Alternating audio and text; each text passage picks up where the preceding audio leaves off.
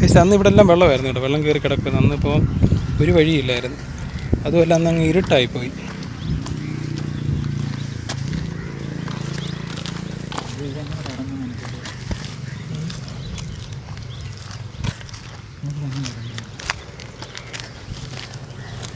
അങ്ങോട്ട് ഇറങ്ങണം, ഇവിടെ നിന്നാൽ ഒക്കെ ഇറങ്ങണം.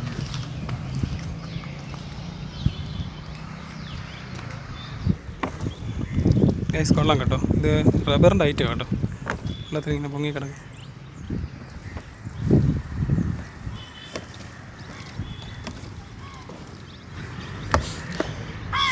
അനീനെ ഇറങ്ങാൻ പറ്റാതെ അനീനിരിക്കുന്നു.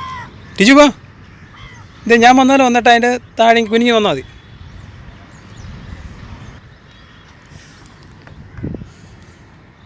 ഗൈസ് അതാണ് കോളേജ് കണ്ടോ.